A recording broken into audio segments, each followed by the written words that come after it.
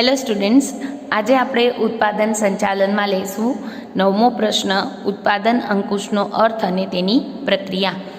આપણે આગળ પણ ચર્ચા કરી ઉત્પાદન આયોજનની. ઉત્પાદન આયોજનની સફળતાનો આધાર ઉત્પાદન અંકુશ પર છે અને ઉત્પાદન અંકુશ એ એમ કહી શકાય કે ઉત્પાદન સંચાલનનો સૌથી મહત્ત્વનો ટોપિક કહી શકાય.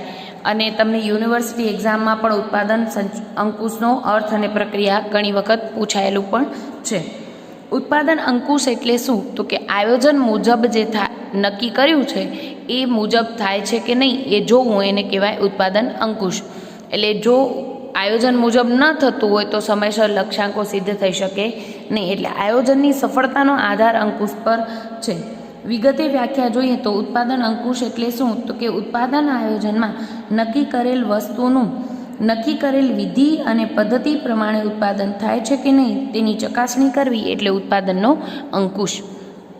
આયોજનમાં નક્કી કરી છે જે વિધિ અને પદ્ધતિઓ એ મુજબ થાય છે કે નહીં તેની ચકાસણી કરવી એટલે ઉત્પાદન અંકુશ. આ ઉપરાંત તમને ઉત્પાદન અંકુશની વિવિધ વ્યાખ્યાઓ પણ આપવામાં આવેલી છે, જે પૈકી આપણે જોશું હેનરી ફ્યોલની વ્યાખ્યા. હેનરી ફ્યોલના મત પ્રમાણે પૂર્વ નિર્ધારિત સિદ્ધાંતો અને આપેલી સૂચના પ્રમાણે બધું થાય છે કે નહીં તેની ચકાસણી કરવાની કળા અને વિજ્ઞાન એટલે ઉત્પાદન અંકુશ. પૂર્વ નિર્ધારિત એટલે દેટ મીન્સ કે આપણે આયોજનમાં જે ડિસાઇડ કરી લીધું છે એ મુજબ થાય છે કે નહીં એની ચકાસણી કરવાની કળા અને વિજ્ઞાન એટલે ઉત્પાદન અંકુશ. આ ઉપરાંત કિમ્બાલ અને કિમ્બાલની વ્યાખ્યા પણ સરસ છે. ઉત્પાદનના અંકુશનો ધ્યેય શ્રેષ્ઠ અને સરળ પદ્ધતિએ જરૂરી ગુણવત્તાવાળી વસ્તુ યોગ્ય સમયે તૈયાર થાય તે જોવાનો છે. ડિસાઇડ તો પહેલેથી ઓલરેડી થઈ ગયું છે, પણ ડિસાઇડ થયું એ બધું થાય છે કે નહીં એ જોવાનું કામ ઉત્પાદન અંકુશનું છે. ઉત્પાદન અંકુશ એટલે શું? તો કે આયોજનની મદદરૂપ થવું, આયોજન મુજબ બધું થાય એ જોવાનું કાર્ય અંકુશનું છે. ઉત્પાદન અંકુશની વિધિ જોઈએ તો એમાં મહત્ત્વના 4 મુદ્દા છે અને એ મુદ્દા ઇન્ડિવિજ્યુઅલ પણ ઘણીવાર તમને યુનિવર્સિટી એક્ઝામમાં પૂછાતા હોય છે. ઉત્પાદન અંકુશની વિધિમાં છે પહેલે આપણે શું કરવાનું? માર્ગ નિર્ધારણ કરવાનું, ત્યારબાદ સમય નિર્ધારણ કરવાનું, પછી સૂચનાનું વિતરણ કરવાનું અને છેલ્લે આપણે પ્રગતિ નિયંત્રણ એટલે કે ફોલોઅપ લેવું. ઉત્પાદન અંકુશની વિધિ પ્રક્રિયા કે એ હંમેશા ક્રમવાર જ આવે. પહેલે માર્ગ નિર્ધારણ થાય પછી જ સમય નિર્ધારણ થઈ શકે. ક્લિયર? અને માર્ગ નિર્ધારણ અને સમય નિર્ધારણ ઇન્ડિવિજ્યુઅલ ક્વેશ્ચન તરીકે પણ તમને ઘણીવાર પૂછાતા હોય છે. સમય નિર્ધારણ અને માર્ગ નિર્ધારણ એ અંકુશના મહત્ત્વના પાસા છે, સમજાવો એમ પણ ઘણીવાર પૂછાતું હોય છે. તો અહીંયા પ્રશ્ન થાય, પહેલે માર્ગ નિર્ધારણ એટલે શું? માર્ગ, રૂટ ડિસાઇડ કરવો, માર્ગ નક્કી કરવો. શેનો? તો કે પ્રક્રિયાનો. કઈ વસ્તુનું ઉત્પાદન થવાનું છે એ કેવી રીતે થશે, કઈ પ્રક્રિયા પછી કઈ પ્રક્રિયા થશે એ ડિસાઇડ કરવું, એને કહેવાય માર્ગ નિર્ધારણ. કાચા માલમાંથી તૈયાર માલ બનાવવા માટે માલ સામગ્રી કૃત્રિમ રીતે કઈ કઈ પ્રક્રિયામાંથી પસાર થશે તે નક્કી કરવું એટલે માર્ગ નિર્ધારણ. કિમ્બાલ અને કિમ્બાલના મત પ્રમાણે કાચા માલમાંથી તૈયાર માલમાં પરિવર્તન થવા માટે દરેક એકમે જે રસ્તે મુસાફરી કરવાની છે તે રસ્તાની માર્ગની રચના એટલે માર્ગ નિર્ધારણ.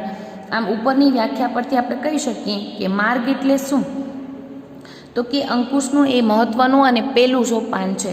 માર્ગ યોગ્ય રીતે નક્કી થયો હશે તો એ ખોટો બગાડ અટકાવશે. કઈ પ્રવૃત્તિ કોના પછી થવાની છે એ પહેલેથી ડિસાઇડ કરી દેવું પડે. અહીંયા માર્ગ નિર્ધારણ કરતી વખતે એ પણ ધ્યાનમાં રાખવાનું કે પેદાશનું સ્વરૂપ કેવું છે, કેટલા પ્રમાણમાં બનાવવાનું છે, ઉત્પાદનની પ્રક્રિયાઓ કેટલી છે, કઈ કઈ છે, યંત્રોની સંખ્યા આપણી કંપનીમાં કેટલી છે, યંત્રોની ઝડપ કેટલી છે, આપણા કર્મચારીઓ કેટલા છે અને યંત્રોની ગોઠવણી આપણે કઈ રીતે કરી છે એના આધારે ડિસાઇડ કરવામાં આવે કે માર્ગ કેવો રહેશે. એટલે કઈ યંત્રોની ગોઠવણી તમે એલ પ્રકારે કરી હશે તો એ પ્રમાણે જ તમે પ્રક્રિયાઓ ગોઠવવી હશે, બરાબર? એટલે માર્ગ નિર્ધારણ કરતી વખતે આ બધી જ બાબતોને ધ્યાનમાં રાખીને આપણે માર્ગ નક્કી કરવો પડે, રૂટ ડિસાઇડ કરવો પડે.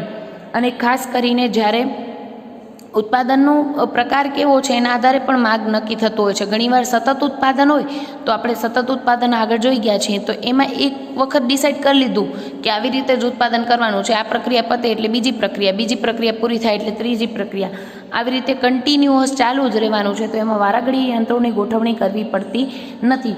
જ્યારે ઓર્ડર પ્રમાણે ઉત્પાદન થતું હોય તો એમાં સમયાંતરે આપણે જેવા ઓર્ડર આવે એ પ્રમાણે આપણે યંત્રોનો વિન્યાસ કરવો પડે, યંત્રોની ગોઠવણી કરવી પડે છે. એટલે માર્ગ એમાં બદલાતો રહે છે ઓર્ડર પ્રમાણે ઉત્પાદન હોય ત્યાં. પણ સતત ઉત્પાદન હોય ત્યાં તો એક વખત માર્ગ નિર્ધારિત થઈ જાય પછી વારાઘડી એમાં ફેરફારની શક્યતા રહેતી નથી. માર્ગ નિર્ધારણ કરતી વખતે ખાસ કઈ કઈ કાળજી રાખવી પડે સંચાલકોએ? તમારે સિચ્યુએશન વિચારી લેવાની કે તમે જો કોઈ સંચાલક હો, તમારે કોઈ માર્ગ નિર્ધારણ કરવું હોય તો કઈ કઈ બાબતોનું ધ્યાન રાખવું પડે? તો કે ઉત્પાદન પ્રક્રિયાનો માર્ગ એવો નક્કી કરવો જે ટૂંકો અને કરકસરયુક્ત હોય, બહુ લાંબી પ્રોસેસમાં જવાનું નથી, બરાબર, જેથી પડતર વધી ન જાય. એટલે ટૂંકો અને કરકસરયુક્ત માર્ગ નક્કી કરવો, યંત્રોનો મહત્તમ ઉપયોગ શક્ય બને એ રીતે માર્ગ નક્કી કરવો, અને મહત્ત્વની પ્રક્રિયા હોય તો ત્યાં ચકાસણીની પણ વચ્ચે વચ્ચે વ્યવસ્થા રાખવી પડે, જેથી આગળની પ્રક્રિયામાં માલ જાય એના પહેલાં ચકાસાઈ ગયો હોય તો કોઈ ખામી રહી ગઈ હોય તો તરત જ એના ઉપર પગલાં લઈ શકાય. આમ કઈ પ્રક્રિયાને કયા સાધનોની અને કયા સેવાની જરૂર પડશે વગેરે બાબતોની પણ પહેલેથી વિચારણા કરવામાં આવતી હોય છે. અને માર્ગ જેટલે અંશે વ્યવસ્થિત રીતે નિર્ધારિત થયો હશે એ રીતે આપણે સમય, શક્તિ અને માલ સામગ્રીનો બગાડ ઘટાડી શકશું. હવે માર્ગ નિર્ધારણ કઈ રીતે કરવામાં આવે? તો કે પહેલે ડિસાઇડ કરવાનું, તમને કોઈ પણ કંપનીની પ્રોસેસનો માર્ગ નિર્ધારિત કરવો છે તો પહેલે તમારે કઈ કાર્યવાહી કરવી પડે? પહેલે ડિસાઇડ કરવું પડે કે ખરીદવું કે બનાવવું. તમે કોઈ વસ્તુ બનાવો છો એમાં 4-5 ભાગ જોઈએ છે, તો એ 4-5 ભાગો પણ તમે બનાવશો, તમારી કંપની બનાવશે કે બહારથી લીધા પછી એસેમ્બલિંગ કરવામાં આવશે? એટલે એ બહારથી ખરીદવાના છે કે પોતાના કારખાનામાં બનાવવાના છે એનો નિર્ણય પહેલે કરવાનો, કારણ કે એના આધારે માર્ગ નિર્ધારિત થતું હોય છે. પછી બીજું શું નક્કી કરશો? ટેકનોલોજી. આપણે શ્રમ પ્રધાન ટેકનોલોજી અપનાવીએ છીએ કે મૂડી પ્રધાન? તો કેટલા યંત્રો જોઈશે અથવા તો કેટલા મજૂરોની જરૂર પડશે એનો અંદાજ બાંધી શકાય. ત્રીજું આપણે ડિસાઇડ કરશું, જો યંત્રો દ્વારા ઉત્પાદન થતું હશે તો યંત્રોની ગોઠવણીના પ્રશ્નો માર્ગ નિર્ધારિત કરતી વખતે વિચારવા પડે. અને મજૂરો દ્વારા ઉત્પાદન કરાવતા હશું તો કેટલા મજૂરો કયા સમયગાળામાં કે ક્યાં ગોઠવવા વગેરેની વિચારણા કરવી પડે. આપણે બનાવવું કે ખરીદવુંનો નિર્ણય લીધો, પછી ટેકનોલોજીનો નિર્ણય લીધો, પછી શું કરશું? પ્રક્રિયા અને ક્રમ નક્કી કરી દેવું, કેટલી પ્રક્રિયા કરવાની છે, કયા ક્રમમાં કરવાની છે વગેરે ડિસાઇડ કરી લેવું. અને એ ડિસાઇડ કરતી વખતે આપણે દરેક યંત્રની ઉત્પાદન ક્ષમતાનો પણ ખ્યાલ રાખવો પડે. આપણે કરવી છે પ્રોસેસ, પણ યંત્રો ઉપર કેટલા કલાકો માટે કઈ પ્રક્રિયા થઈ શકે એમ છે, અને તો પછી કેટલા યંત્રો આપણે જોઈશે વગેરેનો ખ્યાલ પણ મેળવવો પડે. પછી આપણે ડિસાઇડ કરશું દરેક પ્રક્રિયાનો સમય, આટલી પ્રક્રિયા કરવાની છે, આ ક્રમમાં કરવાની છે, એ નક્કી થઈ જાય પછી આપણે નક્કી કરશું કઈ પ્રક્રિયામાં કેટલો સમય લાગશે, કારણ કે એના આધારે કુલ ઉત્પાદનમાં કેટલા સમયમાં ઉત્પાદન કરી શકશું એનો ખ્યાલ આવે. અને એ પ્રક્રિયાનો સમય નક્કી કરતી વખતે પ્રમાણિત સમય નક્કી થઈ જાય ને તો ઘણીવાર વિચલનો ઊભા થાય અથવા તો કર્મચારીઓ એ સમયગાળામાં ઉત્પાદન ન કરી શકે, તો એના માટે આપણે સમયના બગાડ માટે એનો વેતનમાં કાપ લાવી શકીએ છીએ. એટલે યંત્રની પ્રક્રિયાનો સમય નક્કી કરતી વખતે, યંત્રો શરૂ કરતી વખતે કેટલો ટાઈમ લાગશે, માલ સામગ્રીની હેરફેરમાં કેટલો સમય લાગશે વગેરેની પણ પહેલેથી વિચારણા કરી લેવી પડે. વચ્ચે સમારકામ અને જાળવણી માટે સેવા વિભાગ આવે તો યંત્રો કેટલા સમય માટે એ કાર્યમાં રોકાશે વગેરે બાબતોની વિચારણા કર્યા પછી પ્રમાણિત સમય નક્કી કરવામાં આવે છે. પછી ઉત્પાદનનો જથ્થો નક્કી કરવો, આટલો સમય લાગે છે આ પ્રક્રિયાને બનાવતા, પછી આપણે ડિસાઇડ કરશું કે કેટલા ઉત્પાદિત એકમો બનાવશું. હવે મેઇન વસ્તુ, ઉત્પાદનનો જથ્થો નક્કી કરતી વખતે આપણે સમતૂટ બિંદુની ગણતરી કરી લેવી પડે. સમતૂટ બિંદુ એટલે એવું બિંદુ કે જ્યાં આપણે નહીં નફો નહીં નુકસાનની પરિસ્થિતિઓ, એટલે આટલા એકમો બનાવશું તો આપણે નફોય નહીં થાય ને નુકસાને નહીં થાય એવા બિંદુને આપણે કહીએ છીએ સમતૂટ બિંદુ. તો કોઈ પણ એકમ હોય તો ઓછામાં ઓછું એટલું ઉત્પાદન તો એને કરવું જ પડશે. એનાથી વધુ ઉત્પાદન કરશે તો ચાલશે, પણ એનાથી ઓછું ઉત્પાદન ચાલે નહીં, નહીંતર કંપની ખોટમાં જાય. એટલે ઓછામાં ઓછું કેટલું ઉત્પાદન નક્કી કરવું પડે કે જેથી સ્થિર ખર્ચા જેટલો તો આપણો ખર્ચ નીકળી આવે, એના માટે ઉત્પાદનનો જથ્થો નક્કી કરવામાં આવે છે. પછી પ્રમાણિત બગાડ નક્કી કરવામાં આવે. સામાન્ય બગાડ જનરલી અમુક વસ્તુ એવી હોય કે બનાવતી વખતે પ્રક્રિયા પ્રમાણે અમુક ટકા બગાડ તો થાય. દાખલા તરીકે તમારી કોપરેલ તેલ બનાવવાની રિફાઇનરી હોય તો એવા સંજોગોમાં કોપરું પીસવાની પ્રક્રિયા વખતે અમુક કોપરું ઉડી જાય તો એ સામાન્ય બગાડ કહેવાય, એના ઉપર નિયંત્રણ નથી. તો પ્રમાણિત બગાડ પહેલેથી ડિસાઇડ કરી દેવો પડે કે આટલું બગાડનું ધોરણ રહેશે, એનાથી વધુ બગાડ થવો જોઈએ નહીં. અને બગાડનું ધોરણ નક્કી કરતી વખતે પાછલા વર્ષોનો અનુભવ, કાચો માલ કેવો છે, કાચા માલનો પ્રકાર, સ્વરૂપ, તેમજ આપણે કર્મચારીઓને કેટલી તાલીમ આપી છે વગેરે બાબતોને ધ્યાનમાં લઈને આપણે નોર્મલ લોસ પ્રમાણિત બગાડ ડિસાઇડ કરતા હોઈએ છીએ. પછી છેલ્લે નક્કી કરશું માર્ગ નિર્ધારણનું પત્રક. આટલી બધી કાર્યવાહી કર્યા પછી આપણે છેલ્લે માર્ગ નિર્ધારિત કરશું, એટલે કે કઈ પ્રક્રિયા પછી કઈ પ્રક્રિયા થશે, ટોટલ કેટલી પ્રક્રિયા થશે અને કયા પછી કઈ, એટલે ક્રમ પણ આપણે ડિસાઇડ કરી દઈશું. એટલે પ્રક્રિયાનો ક્રમ, સમય, જથ્થો અને બગાડ નક્કી કર્યા પછી આપણે માર્ગ નિર્ધારણનું એક પત્રક, રૂટીન કાર્ડ બનાવી દઈશું. બરાબર. એટલે પછી વારાઘડી આપણે આ ડિસાઇડ કરવું પડે નહીં, એનો સમય પણ જાય નહીં. અને જ્યાં સતત ઉત્પાદન થતું હોય ત્યાં તો એકવાર માસ્ટર રૂટ કાર્ડ બનાવી નાખીએ પછી વારાઘડી જોવાની જ જરૂર પડતી નથી. ખબર જ હોય કે આના પછી આ પ્રક્રિયા અને આના પછી આ પ્રક્રિયા થશે. પણ જ્યારે ઓર્ડર પ્રમાણે ઉત્પાદન થતું હોય ત્યારે માસ્ટર રૂટ કાર્ડ કામ આવતું નથી. તો ત્યારે સમય અને ઓર્ડર પ્રમાણે ડિસાઇડ થતું હોય છે કે કઈ માર્ગથી આપણે પ્રક્રિયા કરવી પડશે. આ પહેલું કામ કર્યું આપણે ઉત્પાદન અંકુશ માટે. પહેલું વિધિ તરીકે આપણે પહેલે કરશું માર્ગ નિર્ધારણ. ડિસાઇડ કર્યું કે કાચા માલમાંથી તૈયાર માલ બનાવવા માટે આપણે આ પ્રોસેસથી જશું, આના પછી આ પ્રક્રિયા કરશું. બીજું આપણે નક્કી કરશું સમય નિર્ધારણ. શિડ્યુલ ડિસાઇડ કરી દઈશું પહેલેથી. સમય નિર્ધારણ એટલે દરેક પ્રક્રિયા ક્યારે શરૂ થશે અને ક્યારે પૂરી થશે એ નક્કી કરવું એટલે સમય નિર્ધારણ. જે જુદા જુદા કાર્ય કરવાના છે એનો પહેલેથી જ ટાઈમ ડિસાઇડ કરી દઈએ કે આ કાર્ય આ ટાઈમ દરમિયાન ચાલુ થશે ને આ સમયે પૂરો થશે, જેથી સમયનો બગાડ થાય નહીં.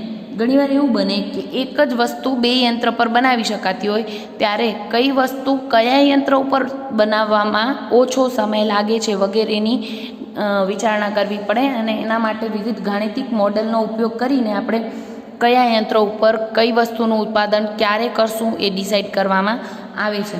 હવે સમય નિર્ધારણ કરતી વખતે આપણે શું શું બાબતો ધ્યાનમાં રાખવી પડે તો કે યંત્રની ઝડપ કેટલી છે, કાર્યનું પ્રમાણ કેટલું છે, કેટલું કામ કરવાનું છે, કામદારો પાસે કામદારોની કાર્યક્ષમતા કેટલી છે, યંત્રની કાર્યક્ષમતા કેટલી છે, કારખાનાનું વાતાવરણ કેવું છે, માલ સામગ્રીની આંતરિક હેરફેરમાં કેટલો સમય લાગે છે, માલ મેળવતા વખતે, કાચો માલ લેતી વખતે, ખરીદી વખતે કેટલો ટાઈમ લાગે છે વગેરે બાબતોની પહેલેથી વિચારણા કરવી પડે તો જ સમય નિર્ધારણ યોગ્ય રીતે થશે. કારણ કે એકવાર ડિસાઇડ કરી નાખીએ પછી એમ ન કહી શકાય કે મને ખ્યાલ નહોતો કે કાચો માલ અમને સમયસર મળી શક્યો નહીં, બાકી બધા ટાઈમનો અમે પહેલેથી ખ્યાલ રાખ્યો તો એવું કહી શકાય નહીં. એટલે સમય નિર્ધારણ વખતે બધી જ બાબતોની વિચારણા કરવી પડે. અને એના માટે શું કરવામાં આવે છે, સમય નિર્ધારણ અમુક તબક્કામાં કરવામાં આવે. પહેલે સર્વગ્રાહી સમય નિર્ધારણ નક્કી થઈ જાય. જેટલું કામ કરવાનું છે બધાનું માસ્ટર શિડ્યુલ નક્કી થાય. પછી પ્રક્રિયાવાર નક્કી થાય સમયપત્રક કે આ પ્રક્રિયામાં એટલો ટાઈમ. પછી નાની નાની વિધિ જે પ્રક્રિયાઓ કરવાની હોય એના માટે ડિટેલ શિડ્યુલ તૈયાર થાય. એટલે પહેલે માસ્ટર શિડ્યુલ તૈયાર થાય, પછી ઓપરેશનલ શિડ્યુલ તૈયાર થાય અને પછી ડિટેલ શિડ્યુલ બનાવી શકાય. એટલે નક્કી કરતી વખતે કોઈ પણ બાબત રહી જાય નહીં.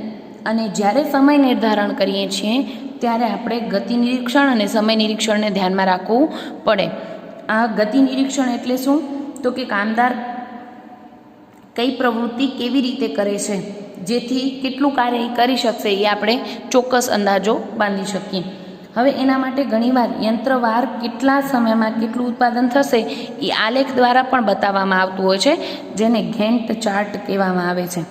ગેન્ટ ચાર્ટમાં શું હોય, એક આલેખ દોરવામાં આવે, એમાં અલગ અલગ રંગની પેનથી રેખાઓ દોરવામાં આવે, એટલે કેટલું કામ થયું અને કેટલું બાકી છે વગેરે દર્શાવવામાં આવે, જેથી આપણે તરત જ ચાર્ટ જોઈને ખ્યાલ આવી જાય કે સમય કેટલો લાગશે. તો એ ગેન્ટ ચાર્ટનો પણ ઉપયોગ વિવિધ ગાણિતિક મોડેલનો તેમજ આલેખોનો ઉપયોગ કરવામાં આવતો હોય છે. આ વાત કરી આપણે સમય નિર્ધારણ. આપણે ઉત્પાદન અંકુશમાં પહેલે કર્યું માર્ગ નિર્ધારણ, ત્યારબાદ કર્યું સમય નિર્ધારણ. શિડ્યુલ ડિસાઇડ કરી દીધું કે આટલો ટાઈમ લાગશે. પછી આ ડિસાઇડ કરી લીધું છે, આ બંને ચોપડે થયેલી યોજનાઓ છે. હવે એને યોગ્ય રીતે જણાવવું, કારણ કે કામ તો આ બંને ડિસાઇડ કોણ કરશે? ઉચ્ચ સંચાલકો ડિસાઇડ કરશે. પછી એનો અમલ તો કોણે કરવાનો છે? કર્મચારીઓને. એટલે સૂચનાઓનું વિતરણ કરવું પડે. ત્રીજું શું કરશું? ઉત્પાદન અંકુશની વિધિમાં સૂચનાનું વિતરણ, ડિસ્પેચ કરશું. તો માર્ગ નિર્ધારણ અને સમય નિર્ધારણ થઈ ગયા પછી ઉત્પાદનનું વાસ્તવિક કાર્ય શરૂ થાય તે માટે કર્મચારીને સૂચના આપવી એને આપણે સૂચના વિતરણ કહીએ છીએ. જ્યાં સુધી કર્મચારીને કામ કરવાની સૂચના ન મળે ત્યાં સુધી માર્ગ નિર્ધારણ અને સમય નિર્ધારણનો કોઈ મતલબ રહેતો નથી. તો ચોપડે થયેલી યોજનાઓ કહી શકાય. એટલે જેમ્સ લુન્ડીના મત પ્રમાણે નક્કી કરેલી યોજના મુજબ કાર્ય શરૂ કરવાની પરવાનગી આપવાનું કાર્ય એટલે સૂચના વિતરણનું કાર્ય. ક્લિયર? અને સૂચના વિતરણ વિભાગનો કયું કાર્ય હોય છે, કઈ કઈ સૂચનાઓ આપવાની અને કોને આપવાની? તો કે કામદાર અને યંત્ર વચ્ચે કાર્યની વહેંચણી કરી દેવાની. કયું કામ કયો યંત્ર ઉપર થશે, કયા કામદાર ત્યાં રહેશે. પછી ડિસાઇડ થયું છે એ પ્રમાણેની પ્રક્રિયા કઈ રહેશે, કયો કર્મચારી પહેલી પ્રક્રિયામાં, કયો કર્મચારી બીજી પ્રક્રિયામાં રહેશે, એના માટેના હુકમો આપવા. તેમજ જોબ કાર્ડ નક્કી કરીને આપી દેવું ફોરમેનને. એટલે ફોરમેન શું કરે? કાર્ય ક્યારે શરૂ થયું ને ક્યારે પૂરું થયું એ લખવાનું કામ કરે, જેથી કોઈ સમયનો બગાડ થતો હોય તો ખ્યાલ આવી જાય. સમયાંતરે આ સૂચના વિતરણ વિભાગ હોય છે એ સમયાંતરે કર્મચારીના જુસ્સામાં વધારો કરવાનું અને એમને દોરવણી આપવાનું કાર્ય પણ કરતું હોય છે. ત્યારબાદ માર્ગ અને સમયનું પાલન થાય એ માટે સમયાંતરે જરૂરી સૂચના આપવાનું કાર્ય પણ સૂચના વિતરણ વિભાગનું છે. સમયાંતરે જરૂર જણાય તો નિષ્ણાંતોની સેવા લેવી, સમારકામ નિયમિત થાય એના માટે સેવા વિભાગને પણ જરૂરી સૂચનાઓ આપવી, જે કાર્ય થાય છે તેની તપાસ કરવી અને એના અહેવાલો મંગાવવા વગેરે કાર્યોનો સમાવેશ આપણે સૂચના વિતરણ વિભાગમાં કરીએ છીએ. અને મેઇન વસ્તુ સૂચના વિતરણ વિભાગ અને પ્રગતિ નિયંત્રણ, આ બંને વસ્તુ એવી છે કે જેના આધારે યોગ્ય ઇમ્પ્લિમેન્ટ થાય છે. તો એના કારણે અમલ વખતે કાંઈ જરૂરી વિચલનો દેખાય તો એની આયોજન વિભાગને જરૂરી સુધારા વધારા માટે પણ સૂચનો કરવાનું કામ પણ આ લોકોનું છે. એટલે કારણ કે અમલ કર્યા પછી ખબર પડે કે આપણે ડિસાઇડ કર્યું છે એ મુજબ આ યોગ્ય રીતે નથી થતું અથવા તો આ અનુકૂળ નથી, તો એવા સંજોગોમાં સૂચના વિભાગનું ધ્યાન દોરવાનું કામ પણ એમનું રહેશે. સૂચના વિતરણ નું કાર્ય કેન્દ્રિત અને વિકેન્દ્રિત રીતે પણ થઈ શકે. એટલે કે ફોરમેન દ્વારા બધા જ લોકોને કહી દેવામાં આવે તો સીધી જ સૂચનાઓ આપવામાં આવે તો એને કેન્દ્રિત સૂચના વિતરણ કહેવાય. અને વિકેન્દ્રિત સૂચના વિતરણ એટલે શું? તો કે દરેક વિભાગના અધિકારીઓને જણાવવામાં આવે અને એ પોતાના વિભાગના કર્મચારીઓને યોગ્ય સૂચના આપવાનું કાર્ય કરે તો એને વિકેન્દ્રિત સૂચના વિતરણ તરીકે ઓળખવામાં આવે છે. એટલે દરેક વિભાગમાં દરેક યંત્ર પર હાલમાં કયું કાર્ય ચાલે છે એના માટે ઘણીવાર સૂચના વિતરણ બોર્ડ પણ રાખવામાં આવે છે. એટલે યંત્ર ઉપર જ બોર્ડ રાખવામાં આવે, કયું કાર્ય અત્યારે ચાલુ છે ને આના પછી કયું કાર્ય થવાનું છે એ પણ ખબર પડી જાય, જેથી કોઈનો ટાઈમ બગડે નહીં. અને એટલા માટે જ સૂચના વિતરણ યોગ્ય રીતે જેટલું ઇફેક્ટિવ રીતે કામ કરશે એટલું અંકુશનું કાર્ય યોગ્ય રીતે થશે. કર્મચારીને યોગ્ય સમય યોગ્ય માર્ગદર્શન પૂરું પાડવાનું કામ પણ આ જ વિભાગનું છે. એમને કાર્યપ્રેરણા આપવાનું, એમનો જુસ્સો વધે, એમને દોરવણી પૂરી પાડવાનું કાર્ય પણ સૂચના વિતરણ વિભાગનું છે.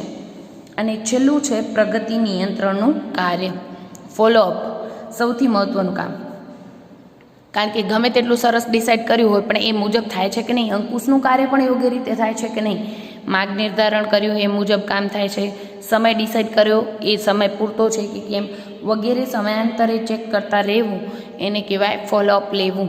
પ્રગતિ નિયંત્રણનું કામ આપેલી સૂચના અને હુકમો પ્રમાણે નક્કી કરેલા માર્ગે અને સમય ઉત્પાદન પ્રક્રિયા થઈ છે કે નહીં તે જોવું એટલે પ્રગતિ નિયંત્રણ.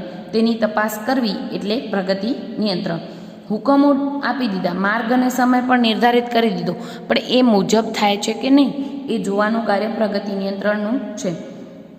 અને નક્કી કરેલા ધોરણો મુજબ ન થતું હોય તો કેટલા ફેરફારની આવશ્યકતા છે, શું વિચલનો રહી ગયા છે, કઈ ભૂલો રહી ગઈ છે વગેરેની તપાસ કરવામાં આવે છે અને એને દૂર કરવા માટે પણ પ્રયત્ન કરવામાં આવે છે.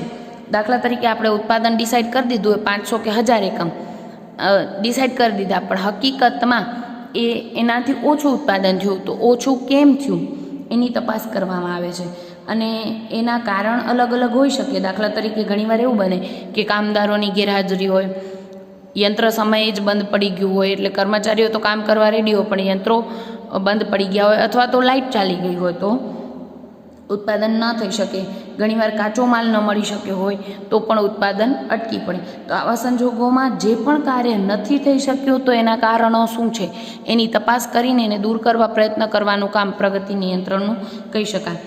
અને ટૂંકમાં એમ કહી શકીએ કે પ્રગતિ નિયંત્રણ કાર્યનો ઉદ્દેશ શું છે? ઉદ્દેશ નક્કી કરેલા ગુણવત્તાના ધોરણો જાળવવા, બગાડ અટકાવવા, યંત્રોની જાળવણી કરવી, સાધનોનો મહત્તમ ઉપયોગ કરવો, કર્મચારીનો જુસ્સો વધારવો, પ્રવૃત્તિ વચ્ચે સંકલન જાળવવું વગેરે માટે ડિસાઇડ કરેલા ઉત્પાદનના લક્ષ્યાંકો સિદ્ધ કરવાનું કામ પ્રગતિ નિયંત્રણનું છે.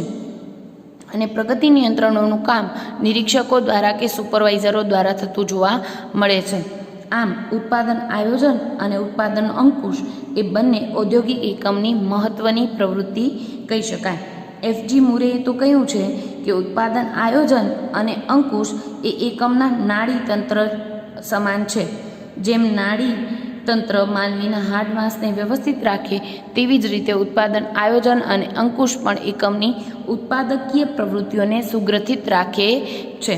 આ મેઇન ટોપિક ક્લિયર. એટલે ઉત્પાદન આયોજન વ્યવસ્થિત થાય પણ અંકુશ પણ જો યોગ્ય રીતે થાય તો જ લક્ષ્યાંકો સિદ્ધ થઈ શકે. એટલે આયોજનની સફળતાનો આધાર અંકુશ પર છે એમ કહી શકાય. આ મોસ્ટ ઇમ્પોર્ટન્ટ ક્વેશ્ચન કે જે તમને યુનિવર્સિટી એક્ઝામમાં ઘણીવાર પૂછાયો છે, એટલે યોગ્ય રીતે કરશો.